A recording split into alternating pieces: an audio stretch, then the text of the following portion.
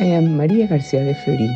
Christianity does not reinvent itself in each generation, but has a clear reference points, and it is essential to maintain the connection with the origins and with certain events of the past, such as the life, death, and resurrection of Jesus, which took place once for all time, as the letter of the Hebrews repeats many times. Linking ourselves with the origins does not mean that we have to repeat formulas coined in the past and that today may be unintelligible.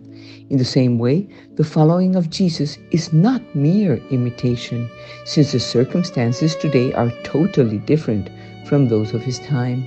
We must not distort the past, but rather make it meaningful and relevant in the present, and this requires creativity and freedom. Faith is not a sociological analysis of the culture in which we live, but neither is it a theological speculation about God and himself, regardless of the changes in history. The Christian faith encompasses in a simultaneous vision all creation, the reality of God and the reality of human beings.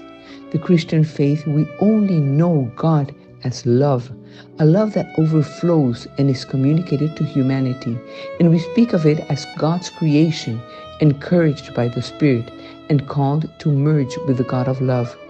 Jesus bore witness to God through his unswerving freedom, his keen perception of reality, his will and his courage to denounce hypocrisy and injustice, and above all, through his mercy. Jesus gave testimony of a profound experience of the near God, of God the Father, of God of love. I have come for this to give testimony of the truth, Jesus said to Pilate, who in turn asked him, "And what is the truth?" The truth for Jesus is God and his love. The disciples of Jesus formed communities that are in the world, but that do not accept the ideas and fashions that a few try to impose on the society in which they find themselves. They are in society. Christians do not run away, but they do not accept that which is far from the values given by Christ in his teachings.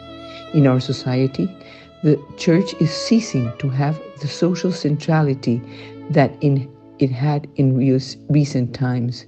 Some members of the church have a hard time learning to live without mixing with the problems of the world.